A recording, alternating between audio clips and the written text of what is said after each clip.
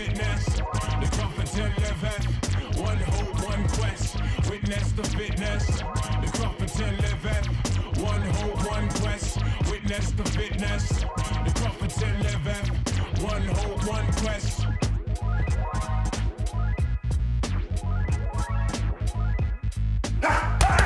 His life is training. Always training. Weekdays he's training several times a day, whether it's boxing, whether it's cardio, whether it's weight training. Every day, 6 o'clock, running. If he's not in the gym, he's running on the road.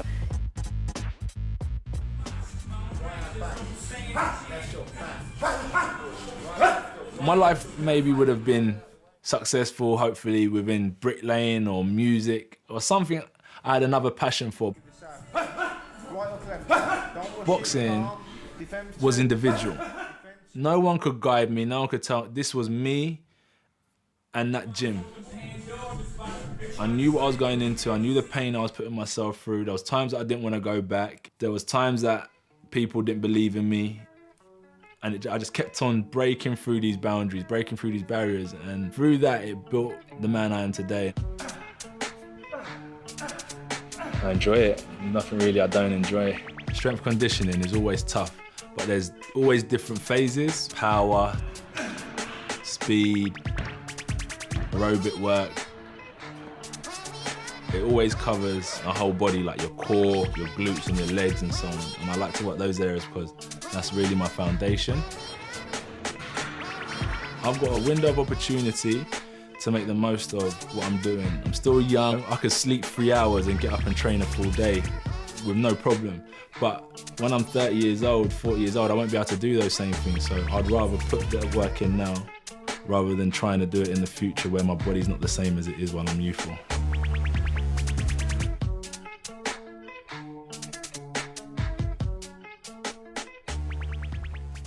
I've got to look deep within myself and ask myself how much I want it. What am I here for? Don't lose that desire.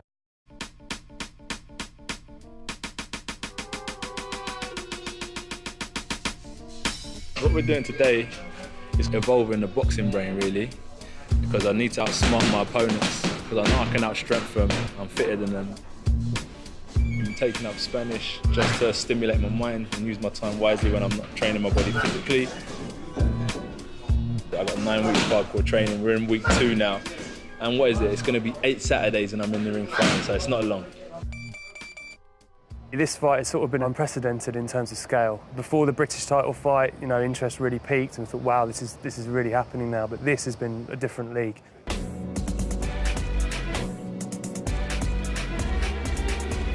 Sparring is real tough. We replicate a fight, we spar 12 rounds. I'd have about maybe 3 different sparring partners. Spar 4 rounds, fast, competitive.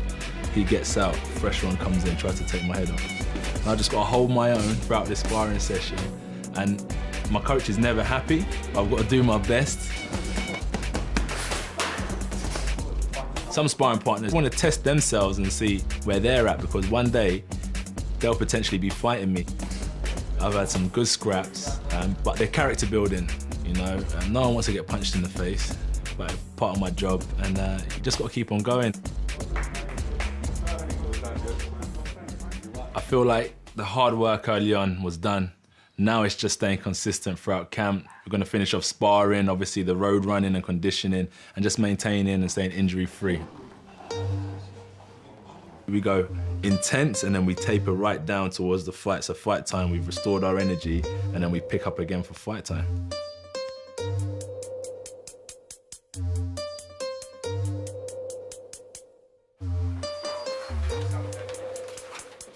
He handles his business very well. Boom. Pleasure, absolute pleasure. The appetite for Anthony Joshua is absolutely massive. You know, when they say He won't just put a signature to anything, and he really looks into things and he asks a lot of questions. He took a long time to go from the GB camp to going professional. It took him a whole year.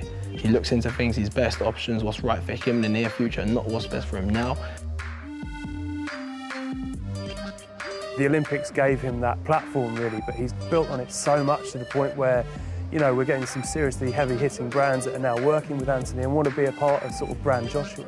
See, we're in good company with Muhammad Ali now as well. Yeah, Muhammad Ali and Mike Tyson, so... The Rock. The Rock, yeah.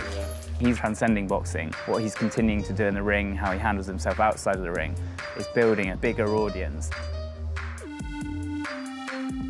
These are the shorts I fought in to compete for the British title. You know, so these shorts and this kit has a lot of meaning. This is the jacket as well. Something different. Old school fighters years ago were more in like robes and dressing gowns. So this is the new era now. We're designing body warmer type jackets to come out in with hoods and looking cool, stylish. It's nice to work alongside with the kit designers to make something that you're comfortable in and add some sort of sparkle and some fashion element to it. You know, he's hopefully about to become the heavyweight champion of the world, so we want as many eyeballs on that fight as possible, really. I think for my next fight, I might go all white, you know, white boots, white thing. That was like Ali, how he used to come out, so I'm going to try that. Since capturing Olympic gold, he has a perfect professional record, 14 fights, 14 victories.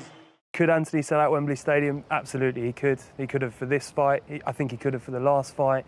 I think it's only a matter of time.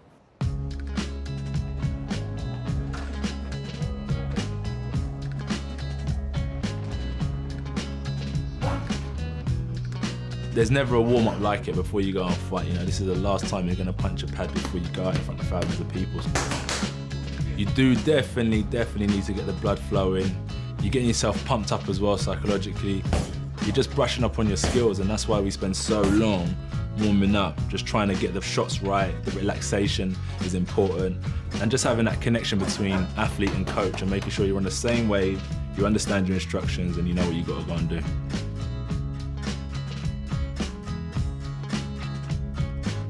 Now it's time to get real serious. It's important to maintain a good balance throughout training camp, stretch so I'm relaxed, so everything's in place. So when it comes to April 9th, I'm the guy that I've been training to be the last 10 weeks.